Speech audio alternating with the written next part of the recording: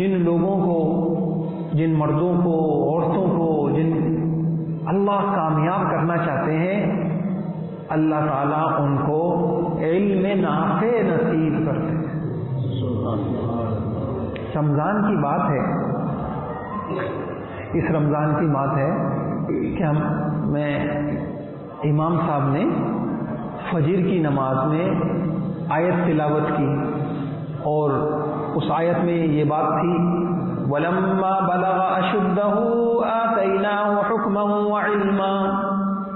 جب یوسف علیہ السلام اپنی جوانی کو پہنچے اور ہم نے انہیں کامیاب انسان بنانا چاہا، آتَيْنَاهُ حُكْمًا وَعِلْمًا، تو ہم نے انہیں حکمت سے نوازا، علم سے نوازا۔ تو میرے ذہن میں خیال آیا کہ میں جا کے قرآن میں جمع کروں، ذرا سا دیکھوں کہ اور کس کس مقام پر اللہ نے یہ والی بات ذکر کی ہے، کیونکہ یہ بڑی گہری بات لگ رہی ہے۔ تو آپ یقین جانیے اتنی حیرانگی ہوئی کہ اللہ نے جس نبی کا ذکر کیا تو سب سے پہلے یہ ذکر کیا کہ ہم نے ان کو علم سے نوازا۔ موسیٰ علیہ السلام کے بارے میں وَلَمَّا بَلَغَ أَشُدَّهُ وَاسْتَوَىٰ آتَيْنَاهُ حُكْمًا وَعِلْمًا وَلُوطًا آتَيْنَاهُ حُكْمًا، لوط علیہ السلام کے بارے میں فرمایا وَلُوطًا آتَيْنَاهُ حُكْمًا وَعِلْمًا فَفَهَّمْنَاهَا سُلَيْمَانَ وَكُلًّا آتَيْنَاهُ حُكْمًا وَعِلْمًا، اور حضرت محمد صلی اللہ علیہ وسلم کے بارے میں وَعَلَّمَكَ مَا لَمْ تَكُنْ تَعْلَمْ وَكَانَ فَضْلُ اللَّهِ عَلَيْكَ عَظِيمًا۔ اے نبی، ہم نے آپ کو علم دیا، آپ کے اوپر تو ہمارا فضل ہو گیا۔ ہم اپنی کوٹھی پہ لکھتے ہیں ھذا من فضل ربی، ہم قرآن سے دیکھیں کہ فضل کس کے اوپر ہو گیا۔ تو اللہ کہہ رہے ہیں کہ یوسف علیہ السلام پہ ہمارا فضل ہو گیا، موسیٰ علیہ السلام پہ فضل ہو گیا، اور لوط علیہ السلام پہ ہو گیا، اور نبیوں پہ ہمارا فضل ہو گیا۔ تو وہ فضل کس شکل میں ہوا؟ اللہ کہہ رہے ہیں ہم نے ان کو علم دے دیا۔ اب ذہن میں آتا ہے کہ ایک بات تو پکی ہے، اس پہ الحمدللہ ہم نے کتاب بھی لکھی ہے علم دین، کہ قرآن حدیث میں دیکھیے دنیا کے علم کی نفی نہیں ہے، دنیا کے علم یہ ہماری ضرورت ہے، اس کی نفی نہیں، لیکن انصاف کی بات یہ ہے جہاں کہیں قرآن اور حدیث میں علم کے فضائل آئے ہیں اس علم سے وہ علم مراد نہیں، اس علم سے یہ نبیوں والا علم مراد۔ اور اس کی ایک دلیل میں آپ کو دے دوں، امام بخاری رحمۃ اللہ علیہ نے باب بھی قائم کیا ہے، قرب قیامت میں علم کم ہو جائے گا، جہالت عام ہو جائے گی۔ اب اگر ہم دنیا کا علم دیکھتے ہیں تو کم تو نہیں ہوا، وہ تو بڑھ گیا ہے، وہ تو بڑھ رہا ہے۔ پہلے ایک ڈاکٹر ہوتا تھا، اب ہر چیز کا الگ ڈاکٹر، کان ENT ہیں، یہ کان کے ڈاکٹر الگ ہیں، یہ ناک کے الگ ہیں، اور یہ آنکھ کے الگ ہیں، اور فلاں کے الگ ہیں، بڑھتا چلا جا رہا ہے، معلومات بڑھتی چلی نہیں۔ تو اتنی بات انصاف کی ہے کہ دنیا کا علم ضرور سیکھنا ہے، شرائط ہیں، طریقہ کار ہے، لیکن قرآن اور حدیث میں جس علم کے فضائل آئے ہیں اس علم سے یہ والا علم مراد ہے۔ اچھا، اب دیکھیے کہ یہ جو علم ہے ذہن میں آتا ہے کہ اس سے کون سی کامیابی ملتی ہے۔ اب میں تھوڑی سی یہ بات عرض کرنا چاہ رہا ہوں کہ اگر ہمیں قرآن کا علم ملا، ہمیں حدیثوں کا علم ملا، ہمیں حضرت محمد صلی اللہ تعالی علیہ وسلم کی سیرت کا علم ملا، تو ہمیں کیا کامیابیاں ملی، میں وہ بات عرض کرنا چاہ رہا ہوں۔ تو دیکھیے سب سے پہلی چیز جو علم والوں کو اللہ نوازتے ہیں، ان کی ترجیحات درست ہو جاتی ہیں، اس فہم کی ان کی ترجیحات درست ہو جاتی ہیں۔ کیا چیز ہے؟ نمبر 1، سب سے پہلا جو اللہ پاک جس کو کامیاب کرنا چاہتے ہیں اس کو علم دیتے ہیں، فہم دیتے ہیں، اور اس علم کی روشنی میں اس کی ترجیح درست ہو جاتی ہے۔ کیا ترجیح درست ہو جاتی ہے؟ پہلی ترجیح یہ درست ہو جاتی ہے کہ اس کو ضرورت، خواہش اور مقصد کا فرق سمجھ میں آ جاتا ہے۔ ضرورت، خواہش اور مقصد کا فرق اس کو سمجھ میں آ جاتا ہے۔ دنیا میری ضرورت ہے، مکان میری ضرورت ہے، کھانا کمانا میری ضرورت ہے، بیوی بچوں کو پالنا میری ضرورت ہے، یہ کاروبار میری ضرورت ہے، اور اگر میں اس میں آسانی آسائش چاہتا ہوں تو یہ میری خواہش ہے، لیکن یہ میرے دنیا میں آنے کا یہ مقصد نہیں ہے۔ کیا میں اس لیے آیا تھا کہ آؤں، کماؤں اور چیزیں جمع کروں اور اولادوں کے لیے چھوڑ کے خالی ہاتھ اس دنیا سے چلا جاؤں؟ نہیں۔ اور مقصد کیا تھا؟ مقصد کیا تھا میرے آنے کا؟ تو میرے آنے کا مقصد، نبیوں کے آنے کا مقصد، وہ 3 بڑے مقصد ہیں۔ اللہ کو راضی کرنا، اگر ایک لفظ میں بولا جائے تو اللہ کو راضی کرنا، اور اللہ کی رضا کا پتہ کیسے چلے گا؟ علم سے پتہ چلے گا۔ ابھی ہم جمعہ پڑھنے آئے تو جمعے کے دن اللہ تعالیٰ کس طریقے سے ہم جمعے کا دن گزاریں کہ اللہ ہم سے راضی ہوں گے، یہ بھی ایک علم ہے۔ ہم مسجد میں بیٹھے ہیں تو مسجد میں بیٹھنا کئی طریقے سے ہو سکتا ہے، اللہ کو وہ کون سا طریقہ پسند ہے؟ اس کے بعد ہم اپنی دکانوں پہ جائیں گے تو کمانے کے کئی طریقے ہو سکتے ہیں، اللہ کو کمانے کا کون سا طریقہ پسند ہے، کون سا طریقہ ناپسند ہے؟ یہ معمولی کام تو نہیں ہے۔ تو خلاصہ یہ ہے کہ ہم اللہ کی رضا کے لیے آئے تھے، اللہ کو راضی کرنے کے لیے آئے تھے، اور دنیا میں ہم بہت سارے، ہم سوتے بھی ہیں، ہم جاگتے بھی ہیں، ہم کھاتے بھی ہیں، ہم پیتے بھی ہیں، ہم کسی سے اختلاف بھی کرتے ہیں، ہم کسی سے دوستی بھی کرتے ہیں، ہم کسی سے دشمنی بھی کرتے ہیں، ہم بچوں کو بھی پالتے ہیں، ہم نکاح بھی کرتے ہیں، ہم سفر بھی کرتے ہیں، اتنے سارے کام ہم کرتے ہیں۔ ان سارے کاموں میں اللہ کو پسند کیا ہے اور ناپسند کیا ہے، اسی کا نام علم ہے۔ اس کے بغیر کوئی پہنچ ہی نہیں سکتا۔ تو ایک تو یہ ہماری زندگی کا مقصد تھا، اور پھر علم برائے علم تو مقصود نہیں ہے، علم تو عمل کے لیے ہے۔ معلومات تو ابو جہل کو بھی تھی، اور سب سے بڑی معلومات تو شیطان کو ہے، اس سے زیادہ معلومات کس کے پاس ہوگی؟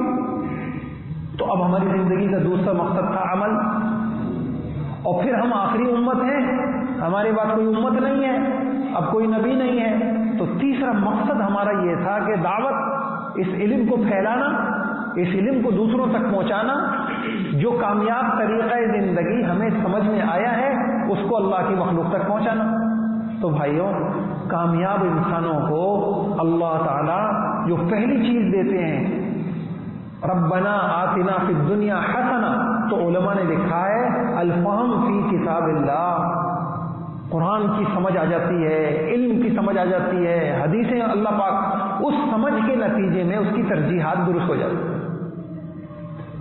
دیکھیے اللہ کی قسم، یہ جو دنیا ہے اس کا ایک نظام وہ ہے جو ہم اپنی عقل سے، اپنے مشاہدے سے سمجھ پائیں، لیکن ایک نظام اس دنیا کا غیبی ہے۔ ہم سب مسلمان ہیں، دیکھیں ہماری کتاب ہی یہیں سے شروع ہوتی ہے، الذین یؤمنون بالغیب، اور جو غیبی نظام ہے وہ کہاں بیان ہوا ہے؟ وہ قرآن میں بیان ہوا ہے۔ تو جس بندے کے پاس اس غیبی نظام کا علم ہوگا وہ تو کامیاب انسان بن سکتا ہے۔ اللہ کی قسم، کتنا ذہین ہو، کتنا مالدار ہو، اگر اس کے پاس اس غیبی نظام کا علم نہیں ہے وہ کامیاب انسان ہو ہی نہیں سکتا، ہو ہی نہیں سکتا۔ مثلا آپ کہتے ہیں کہ جی ہم نے تو اکنامکس میں، معاشیات میں، اقتصادیات کا بہت معلومات ہیں، ہم نے امریکہ سے ڈگری لی ہے، فلاں سے لی ہے۔ اب ایک سوال پیدا ہو، آپ ساری دنیا کے کمانے کا علم جمع کریں، چاہے وہ امریکہ میں کوئی پڑھ رہا ہے، وہاں سے وہ تجارت کا علم سیکھ کے آیا ہے، یا دنیا میں ہے، یا باپ دادا سے ہے، اس سب کا خلاصہ یہ نکلے گا کہ کثرت، کوئی ایسی محنت کرو جس سے پیسہ زیادہ آئے۔ جبکہ آپ قرآن سے پوچھیں تو انبیاء کی تعلیم، غیبی نظام یہ کہے گا نہیں، کثرت نہیں برکت۔ کتنا فرق ہو گیا، کتنا فرق ہو گیا۔ سارے اچھا، کثرت کے اسباب اور ہیں، برکت کے اسباب اور ہیں۔ اب جس کے پاس برکت والا علم ہوگا وہ کہے گا نہیں بھائی، زندگی میں کامیابی کے لیے پیسوں کا زیادہ ہونا ضروری نہیں ہے، پیسوں کا بابرکت ہونا ضروری ہے۔ کتنا فرق آ گیا۔ اچھا، کثرت کا راستہ کیا ہے؟ جھوٹ بول دو پیسہ زیادہ آ جائے گا، دھوکہ دے دو پیسہ زیادہ آ جائے گا۔ اور ساری دنیا کے پاس یہی والا علم. اس لیے اچھا دنیا کا علم کیا کہتا ہے؟ جھوٹ سے کماؤ، دھوکے سے کماؤ، زیادہ ہوگا تمہاری نسلیں اچھا کھائیں گی، اچھی طرح رہیں گی. اس لیے ہوا کیا کہ چونکہ لوگوں کے پاس یہ والا علم تھا تو انہوں نے اسی علم سے زندگی گزارنا شروع کر دی اور دنیا جہنم بن گئی. ابھی ہمارے کراچی میں 2 ڈاکو آ گئے، ہمارے طالب علم تھے، بیچارے کے والد دکان پہ بیٹھے ہوئے تھے، اسلحہ لے کے آ گئے، بیٹے کے اوپر بھی اسلحہ تان لیا. وہ تھوڑا دور تھے، وہ ایسی شلوار کی جیب میں نہ معلوم بیچارے کیا کر رہے تھے، پیسہ چھپا کے کہیں رکھنا چاہ رہے تھے. وہ یہ سمجھا کہ کوئی اسلحہ نکال لیں، اس نے ان کو بہت ساری گولیاں ماری. کہنے لگا کہ میں اسپتال لے گیا، اسپتال والوں نے حالانکہ وہ مر چکے تھے ان کو وینٹیلیٹر پہ چڑھا دیا. کہنے وہ پھر وہ پشتو ڈاکٹر تھے، انہوں نے کہا یہ پیسہ بنا رہے ہیں، تمہارے باپ مر چکے ہیں. اب اس علم سے انسان ایسا درندہ بنتا ہے کہ کسی کا باپ مرا ہے لیکن اس کو اس کا غم نہیں ہے کہ میں کیا کر رہا ہوں. وہ کہہ رہا ہے مجھے تو پیسے سے زندگی بنتی ہے، لہذا کسی کا باپ مرے نہیں مرے مجھے تو پیسہ کمانا ہے.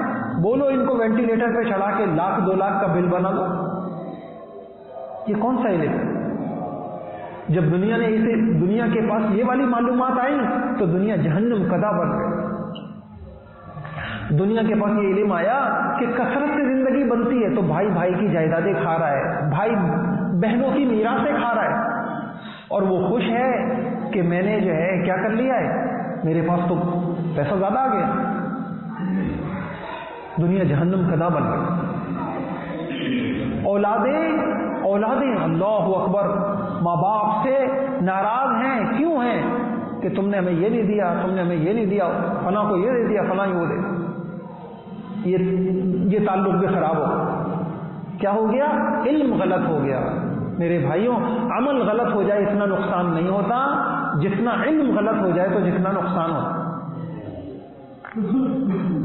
اور جن کو اللہ نے یہ والا علم دے دیا، خوش نصیب لوگوں کو کہ نہیں، کثرت سے نہیں، زندگی برکت سے بنتی ہے.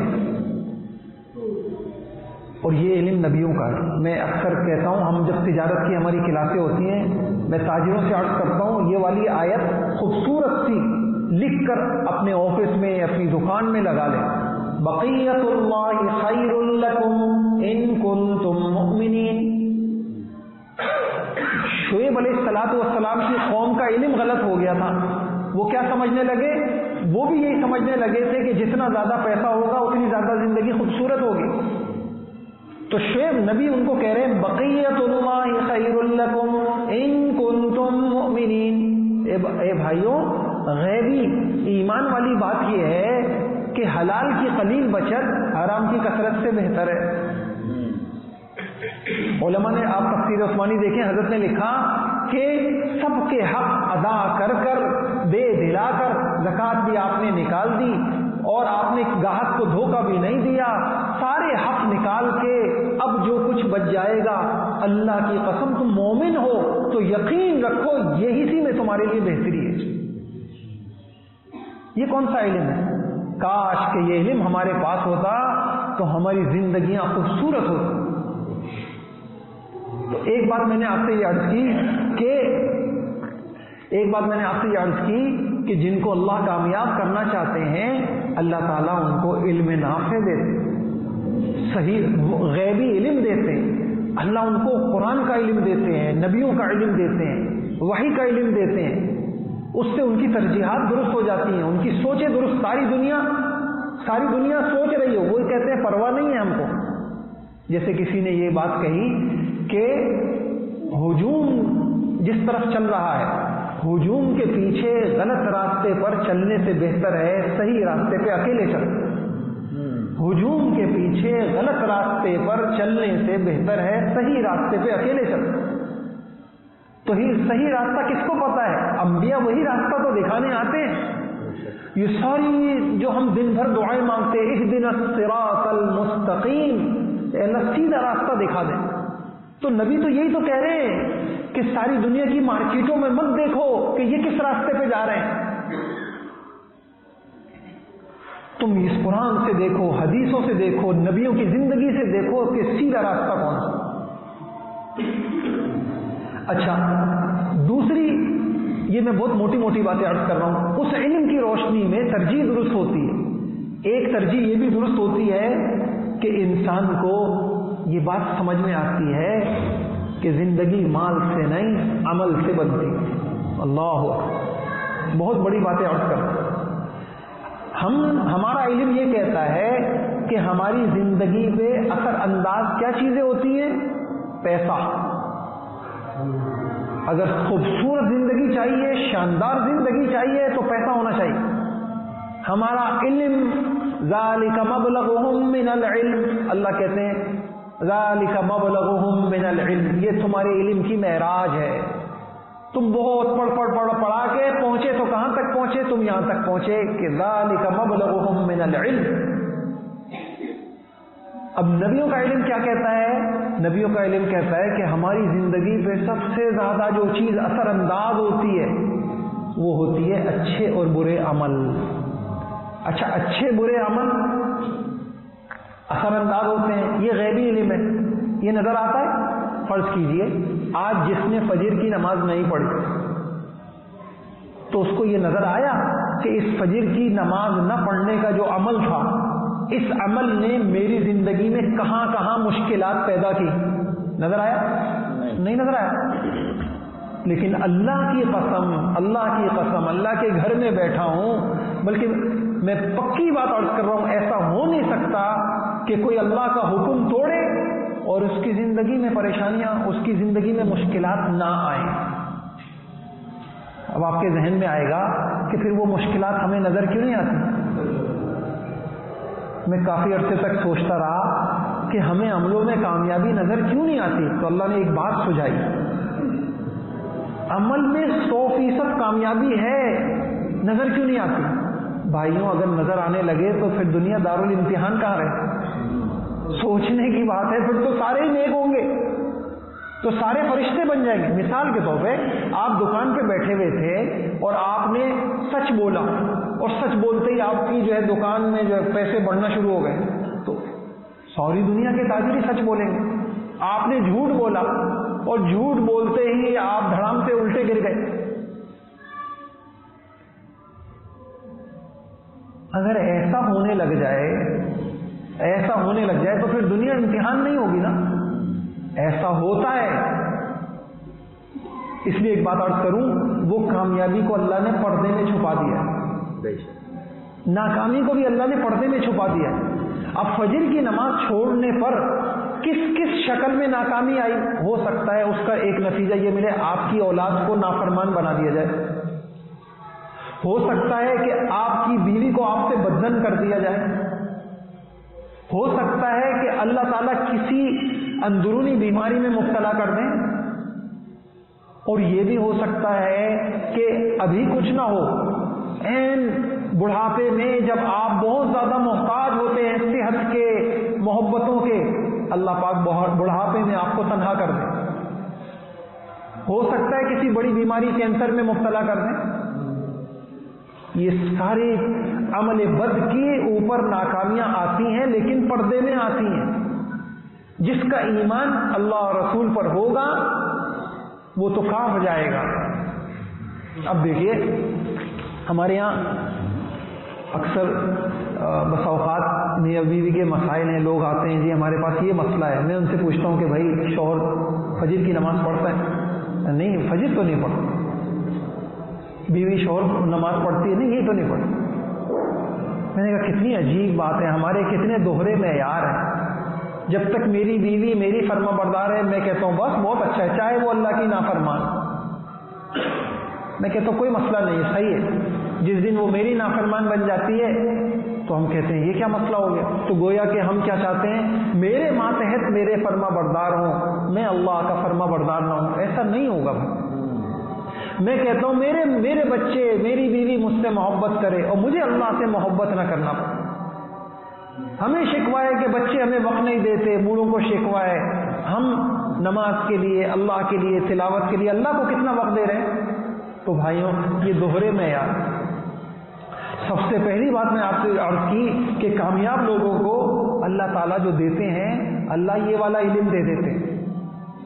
عمل بڑی چیز ہے، عمل سے ہمارے گھروں میں خوشیاں آئیں گی، عمل سے ہماری زندگیاں آسان ہوں گی، عمل کے ذریعے سے ہماری مشکلات حل ہوں گی، نمازوں سے ہوں گی، یہ نمازوں سے غم ختم ہوں گے۔ آپ دیکھیے حضور علیہ الصلوۃ والسلام کو بھی مشکلات آتی تھی، اللہ پاک نے کیا کہا؟ وَلَقَدْ نَعْلَمُ أَنَّكَ يَضِيقُ صَدْرُكَ بِمَا يَقُولُونَ فَسَبِّحْ بِحَمْدِ رَبِّكَ وَكُن مِّنَ السَّاجِدِينَ۔ ہم دیکھ رہے ہیں یہ کافر آپ کو ستا رہے ہیں تو آپ کا دل تنگ ہو رہا ہے۔ اللہ اکبر، سمندروں جیسا دل اتنا ستایا گیا کہ حضور کو بھی پریشانی ہوتی تھی، یہ کیا کہہ دیا مجھے، یہ کیا کر دیا میرے ساتھ۔ اللہ کہہ رہے اپنے سجدے لمبے کر دیجئے، تسبیح زیادہ کر دیجئے۔ اپنے پیارے پیغمبر کو حل بتایا جا رہا ہے، آپ کے غم زیادہ ہو رہے ہیں، آپ سجدے لمبے کر دیں۔ بھائیوں، اللہ کی قسم، اس علم نبوت کی روشنی کے بغیر دنیا کا کوئی انسان اچھی زندگی نہیں گزار سکتا، وہ کامیاب انسان نہیں ہو سکتا، وہ ٹھوکریں کھائے گا، وہ معاشرے کو دیکھ کے چلے گا، وہ دیکھے گا لوگ خوشیاں کیسے مناتے ہیں، لوگ غم کیسے مناتے ہیں، لوگ تجارت کیسے کرتے ہیں، لوگ بچے کیسے پالتے ہیں، لوگ شادیاں کیسے کرتے ہیں، اور اتنی ٹھوکریں کھائے گا اور سمجھ میں نہیں آئے گا یہ میرے ساتھ ہو کیا رہا۔ جب انسان علم کی طرف آئے گا، اور علم کے لیے آپ کو علماء سے جڑنا پڑے، آپ کو دودھ چاہیے ہوتا ہے، آپ دودھ والوں کے پاس جاتے ہیں، آپ کو بیمار ہو جاتے ہیں، آپ ڈاکٹروں کے پاس جاتے ہیں، تو ایسے کیسے ممکن ہے کہ آپ کو علم نبوت چاہیے ہو تو علم نبوت والوں کے پاس آپ کو آنا پڑے، ان سے جڑنا پڑے گا۔ اور ایک بات اور عرض کروں بھائیوں، ایک طبقہ علماء سے جڑتا ہے، لیکن اس کے ذہن میں یہ ہوتا ہے کہ ہم علماء کی ضرورت ہے، کہ ہم چندے دیں گے تو ان کے مدرسے چلیں گے۔ خدا کی قسم یہ ذہن سے نکالنا چاہیے۔ علماء ہماری ضرورت ہے، علماء نہ ہوئے ہم اللہ کو نہیں پہچان سکتے، علماء نہ ہوئے ہماری نمازیں صحیح نہیں ہوں گی۔ آپ سجدے سہو کے مسائل کس سے پوچھیں گے؟ آپ اپنا حج کیسے درست کریں گے؟ آپ اللہ کی رضا کو کیسے پائیں گے؟ آپ اللہ کی پسند کو کیسے پہچانیں گے؟ آپ اللہ کی ناپسند کو کیسے پہچانیں گے؟ ہم محتاج ہیں قدم قدم پہ علماء، اپنے علماء پر اعتماد کرنا چاہیے۔